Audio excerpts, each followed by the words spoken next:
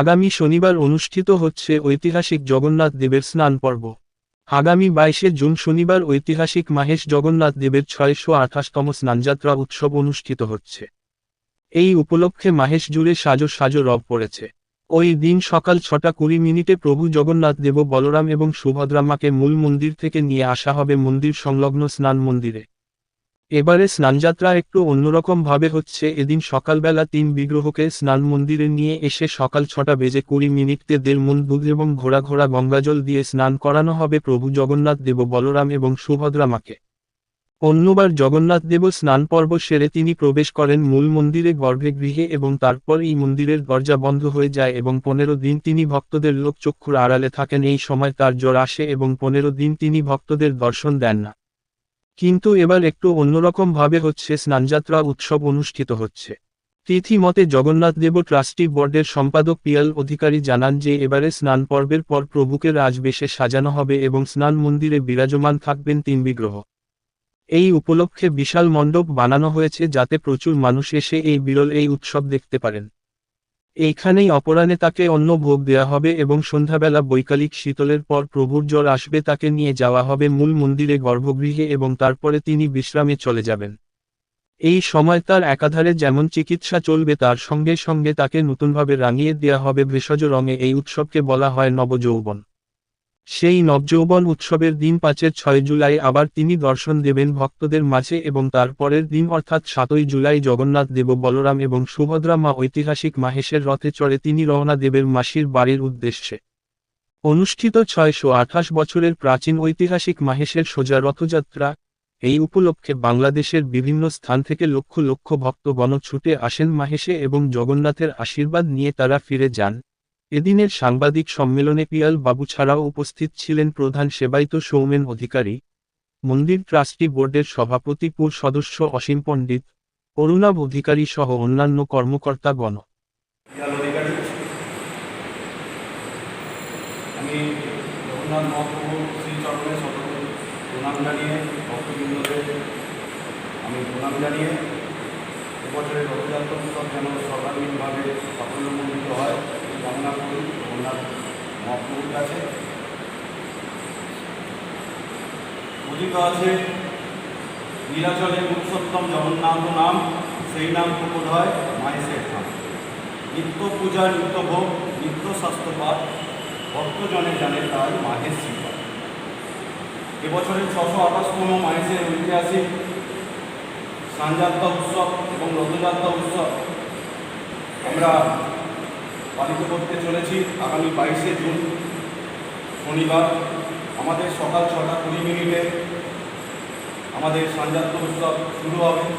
কিছুক্ষণ আগেই আমার পিতা মাননীয় সৌমেন অধিকারী মহাশয়, যিনি প্রধান সেবায়িত মায়ের জগন্নাথ মন্দিরে, তিনি আপনাদেরকে বলেছেন যে এবছর একটি যোগ করেছে, সেটি হচ্ছে মুখ্য যোগ। এটি 1977 সালে করেছিল এবং তার আগে কমলাকার বিদ্যায়ের সময় যিনি আমাদের বংশধর, আমরা যার বংশধর, সেই কমলাকার বিদ্যায়ের সময় সেই স্নানযাত্রা উৎসবে সেই মুখ্য যোগটা করেছিল। এই মুখ্য যোগে আমরা দেখব এক নীলকণ্ঠ পাখি উড়ে এসে বসবে। সেই নীলকণ্ঠ পাখি যখন উড়ে এসে বসবে, কারণ এইটাই ইন্ডিকেশন দেয়, কারণ কথিত আছে ভগবানের কথায় যে রইব মাহেশে তোমার সকাশে আমি যে জগৎপতি, মাহেশেতে স্নানে উড়িষ্যায় ভোজনে রবে চিরদিন থাকে। মাহেশেতে হচ্ছে স্নানযাত্রা সব থেকে বিখ্যাত। রথযাত্রা তো আছেই, পুরীতে হচ্ছে ভোজন এবং রথযাত্রা, কিন্তু মাহেশেতে হচ্ছে সব থেকে বিখ্যাত হচ্ছে স্নানযাত্রা। এটা আমার আপনাদের কারোর কথা না, এটা স্বয়ং ভগবান এই কথা বলে গেছে। তাই জন্য সেই নীলকণ্ঠ পাখিকে আমরা দেখব। সেই নীলকণ্ঠ পাখি নয় মন্দিরের চূড়ায় বা অথবা স্নান মঞ্চে বা আশেপাশের যে কোনো বাড়ির ওপরে ছাদে উড়ে এসে বসে এবং সেই নীলকণ্ঠ পাখি যখন আমরা স্নান পর্ব শুরু করব, সেই নীলকণ্ঠ পাখি উড়ে চলে যাবে, কিছুক্ষণ পরে আর দেখতে পাবো না। তার মানে এটাই ইন্ডিকেশন দেয় যে মাহেশেতে স্নান শুরু হয়ে গেল, সেই নীলকণ্ঠ পাখি উড়ে চলে যাচ্ছে সেই নীলাচলে। সেই নীলাচলে তারপরে স্নান পর্ব শুরু হবে এবং এই বছরে আমাদের স্নান শুরু হবে, যেহেতু পূর্ণিমা আছে 6:33 পর্যন্ত, তাই জন্য আমরা 6:20 আমরা স্নান পর্ব শুরু করব। আমরা 28 ভরা গঙ্গা জল এবং 1.5 মণ দুধ দিয়ে ওনাকে স্নান করাবো। রূপোর ছাগনি, রূপোর ঘড়া দিয়ে ওনাকে স্নান করাবো। এবং তার আগে আমাদের এবছরে বিশেষ দৃষ্টি আকর্ষণ করছে এবছরে গজবেশ, তার আগে হবে অবকাশ বেশ, তারপরে হবে সাত বেশ, সিঙ্গার বেশ এবং তারপরে অভিষেক স্নান হবে জগন্নাথ দেবের। এবছরে আমরা অভিষেক স্নান করাবো। তারপরে আমরা যেমন ওখানে স্নান বেদিতেই মঙ্গলারতি হবে, ওখানেই আমরা দাঁত মাজাবো, ওখানেই জিভ ছোলাবো, ওখানেই ফুলকুচি করাবো জগন্নাথ মহাপ্রভুকে। কারণ জগন্নাথ মহাপ্রভু হচ্ছে সম্পূর্ণ মানব রূপ, তিনি মানব রূপে আমাদের এই ধরাধামে তিনি ধরা দিয়েছেন। তাই জন্য আমরা ওইখানে সেই জগন্নাথ মহাপ্রভুর অভিষেক স্নান হবে। তারপরে ওনাকে আমরা পুণ্য স্নান করি। এইটুকু জেনে রাখবেন কেন জগন্নাথ মহাপ্রভুর স্নানযাত্রা মাইসে কেন বিখ্যাত, কারণ আমরা সম্পূর্ণ পুণ্য স্নান করাই। কারণ পুরীতে দেখবেন ছিটিয়ে ছিটিয়ে স্নান হয়, কিন্তু আমরা পুরো ওপর দিয়ে মাথার ওপর দিয়ে পুরো পূর্ণাঙ্গ স্নান করাই পরে আমাদের মাইসের স্নানযাত্রা কিন্তু এইটা আর একটা বাতাবরণ সৃষ্টি করে যে এটা মাইসের স্নানযাত্রা হচ্ছে বিখ্যাত। এবং তার পরবর্তীকালে আমরা 8:30টার সময় গজবেশে ধারণ করাবো। তারপরে আমরা ভোগ নিবেদন করব, সেই সময় লাড্ডু ভোগ হবে।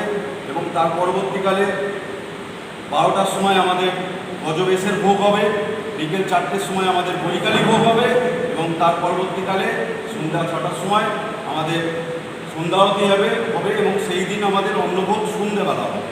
সেই অন্নভোগ নিবেদন করে জগন্নাথ মহাপ্রভু স্নান বেদিতেই, কারণ কথিত আছে যে গজবেশ ধারণ করা হলে স্নান বেদিতেই ধারণ করাতে হবে। কারণ যখন জগন্নাথ মহাপ্রভু গর্ভ গিয়ে ঢুকে যাবে সেই সময় ওনাকে রুদ্রদ্বারে বন্ধ করে দিতে হবে, কারণ তার পরের দিন থেকে জ্বর আসে। সেই সময়টাকে বলা হবে অনবসরকাল। এই সময় কোনো কোলাহল চলে না, কাঁসর ঘণ্টা বাজবে না, সম্পূর্ণ জগন্নাথ দেবের উদ্দেশ্যে পুজো হবে। এই উদ্দেশ্যে যে পুজো হবে জগন্নাথ দেবের যে প্রতিনিধি, জগন্নাথ দেবের প্রতিনিধি হচ্ছে দোলগোবিন্দ এবং মদনমোহন, এবং আমরা নীলমাধবকেও আমরা প্রতিনিধি হিসেবে ধরে থাকবো, যেহেতু আদি জগন্নাথ হিসেবে আমরা পূজিত করি মা হিসেবে। এবং মা সুভদ্রার প্রতিনিধি হচ্ছে ভূদেবী এবং শ্রীদেবী, এবং বলভদ্রদেবের প্রতিনিধি হচ্ছে নৃসিংহ ঠাকুর, রাম আর কৃষ্ণ। এই 7 সহদেবতা সমেত অন্যান্য সহদেবতারও আমরা উদ্দেশ্যে পুজো করব এই 15টা দিন। এবং জগন্নাথ দেবের এই সময় কোনো যেহেতু কোলাহল চলে না, কাঁসর ঘণ্টা বাজবে না, এই সময় ওনার শুধু অঙ্গরাগ সাধিত হবে। যিনি অঙ্গরাগ সাধন করবেন তিনি পট্টবস্ত্র পরিধান করে মহাপ্রসাদ সেবন করে মুখে গামছা বেঁধে খুব পবিত্রভাবে তিনি অঙ্গরাগ সাধন করবেন।